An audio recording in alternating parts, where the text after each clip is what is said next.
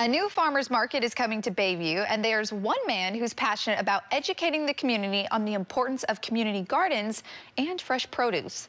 Joining me now with more is Isaiah Powell, the president of Dragonspunk. Isaiah, thanks so much for joining us here on Live in the Bay. Thanks for having us, Olivia. Yes, of course. Now, first and foremost, for our viewers who have maybe never heard of Dragonspunk, tell me who you guys are and what you do.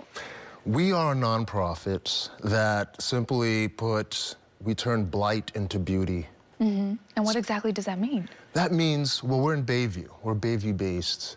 And we find areas that we know could be viable green spaces, but are currently receptacles for trash, that are currently the signification of apathy and community breakdown. We go into those areas and we remediate. We fix the soil, we put a garden there.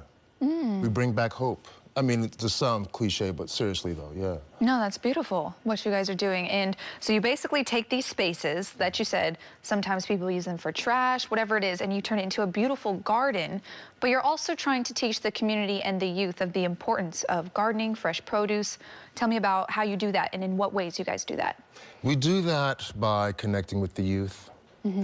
After I leave here, I'm going to Boys and Girls Club. Willie Mays, Kiska Avenue, that's in Bayview. You know, back in the day, that facility was a naval officer gym and social hall. So we go and look at the kids, and we talk with the kids. And what we try to do is incentivize good stuff, incentivize gardening. I tell the children, money, which is necessary, you can get paid growing food. And in Bayview, particularly Bayview, you look around, you'll see stuff like nasturtium, you'll see bronze fennel. Some think it's a weed, you know, but then you go to a restaurant and they'll pay top dollar for these crops. So I want the youth to see the value in their community, because Bayview is a blessed area, you know? You have million-dollar views, you have food that just grows. How many times I've run across a lemon tree or a feijoa tree? Just there. Just right there in Bayview. Eastlay's cherry tree. That I mentioned the fennel. I mentioned the radish, wild radish just grows. So this kid, Samaj, at the Boys and Girls, he's like, yo, can I get some more of that? Because Grandma cooked that up last night. Because we pulled out this wild radish. I don't know if you ever had one before. I said, yo, this is radish. You could eat the leaves, you could eat this root. I've never had a wild radish. Yo. Spicy, it's good, hearty. And he and his grandmother ate that, you know what I mean? So what that is a legacy, a transfer. It's very important culturally. You have the elder generation transmitting this knowledge, this love to the youth over healthy food. You know? And I can see you're so passionate about it. Where does that passion come from? It comes from a sense of urgency.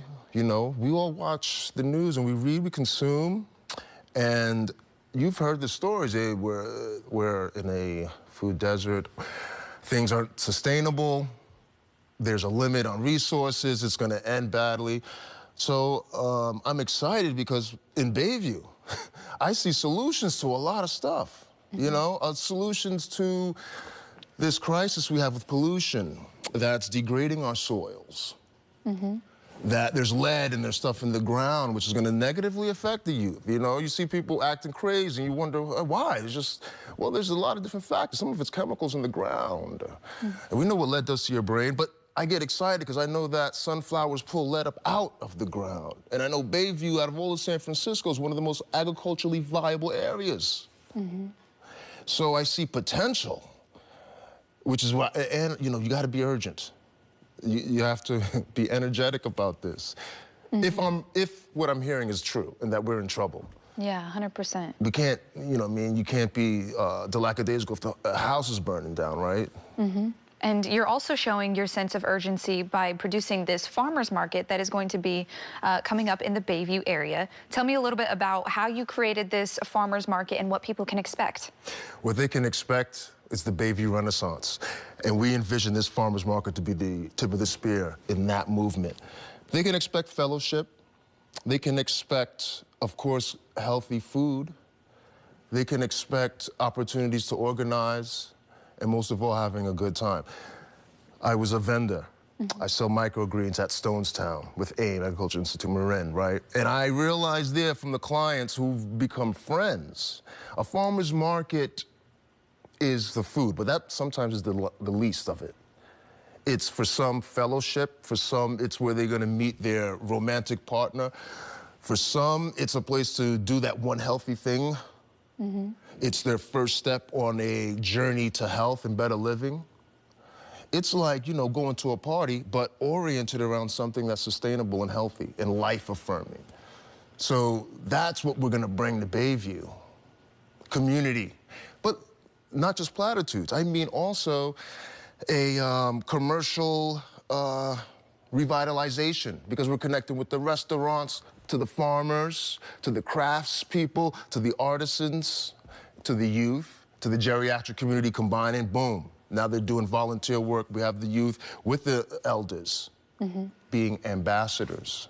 That's incredible. So you've been able to establish all of these things. And like you said, the farmers market is coming. That's something people can really look forward to. One more thing before I let you go. The summit. You have a summit coming up in May. People can expect to come out and visit, correct? See, May is the launch. This farmers market will activate the Southeast Community Center on Evans. They just opened up. This center will be a hub. It's gonna build a bridge between the Dog Patch, Mission Bay, Bayview, all over. You know, back in the days, Bayview was one of the, it was an engine for San Francisco. Do this, I dig into the history of it. You know, not just the shipyards, but you had so much industry there. You had some of the highest percentage of ownership of homes in Bayview. You had some really powerful activists for environmental justice come out of Bayview. And Bayview, we can grow mushrooms, we can grow sunflowers, we can fix the soil, we can clean the bay. And then we could be the standard, and we're gonna scale up and then clean up everywhere. And that's exactly what you are doing. So Isaiah, thank you so much for joining us here on Live in the Bay and everything you're doing with Dragonspunk. We appreciate it so much. We appreciate you, Olivia. Thank you.